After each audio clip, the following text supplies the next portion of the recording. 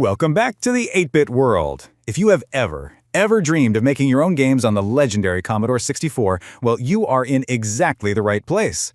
Today we're unlocking a powerful secret weapon, Simon's Basic. It's this amazing tool that's going to let you go from just typing text to creating incredible graphics in a flash. So let's get right into it. Okay, so let's just cut to the chase, right? This is why we're here. On the left, that's the old way of doing things on the C64. A total mess of pokes and trying to calculate memory addresses. It's a headache. But on the right, you've got the smooth, elegant path that Simon's Basic gives us. You know, it's the difference between being a mathematician and being an artist. And today, we are choosing to be artists.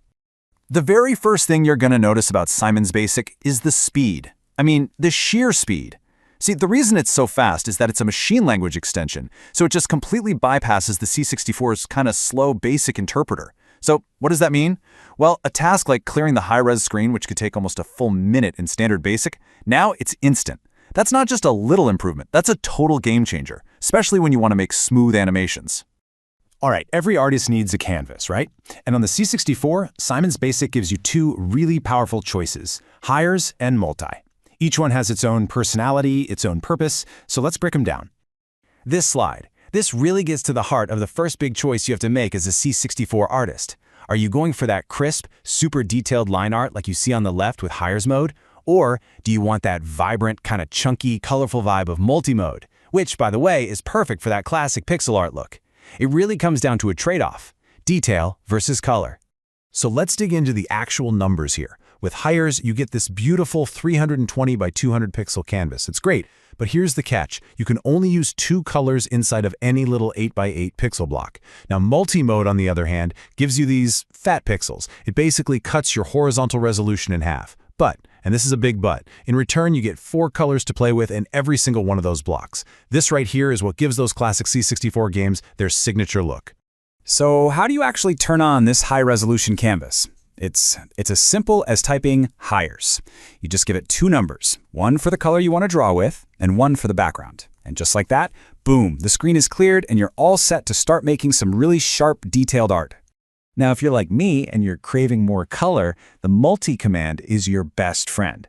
This command lets you pick 3 different drawing colors. The C64 then does this clever little trick with the bits in memory, the ones and zeros, to figure out which of those 3 colors to show for each pixel.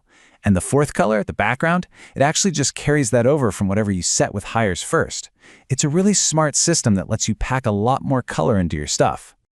Okay, we've got our canvas ready. Now it's time to pick up our digital brush and our digital ruler. This is where the real fun starts. So, meet your most important tool, the plot command. Think of this as your digital paintbrush. It lets you light up one single pixel anywhere on the screen. All you do is give it an X and a Y coordinate and bam, you've made your mark. It's literally the building block for everything we're going to do from here on out. But wait, the plot command has a secret weapon. It's that little n parameter at the end, which is basically a drawing mode. Now in HIRES, it's pretty simple. You can draw a pixel, erase it, or flip its color. But in multi-mode, oh man, this little number becomes incredibly powerful. It lets you choose which of your 3 preset colors to use for that one pixel.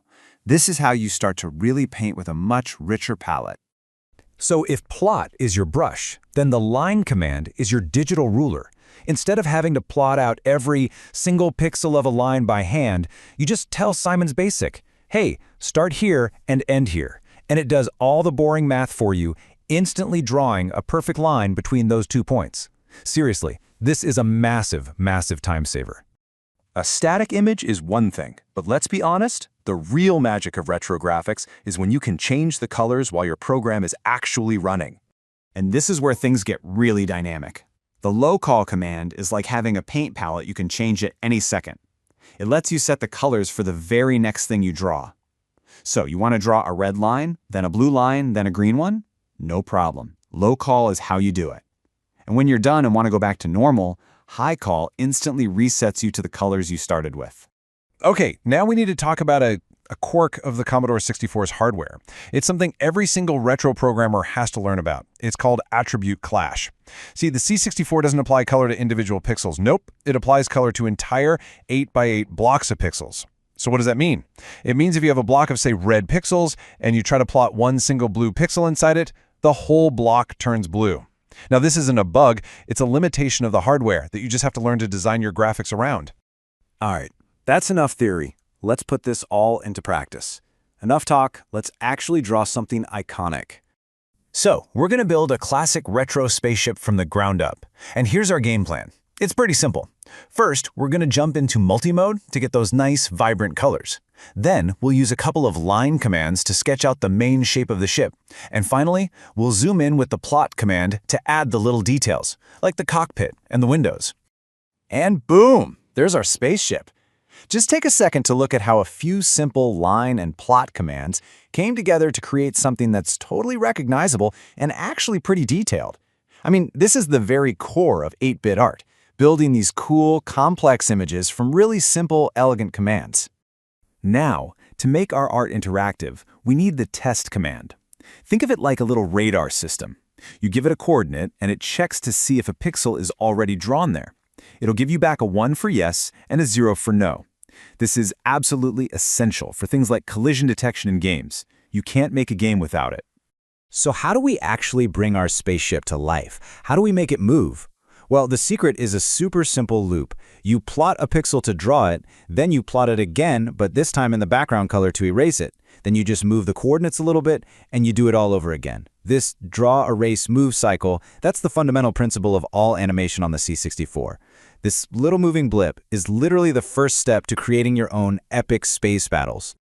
Okay, you've now got the core tools in your arsenal. You're ready to go.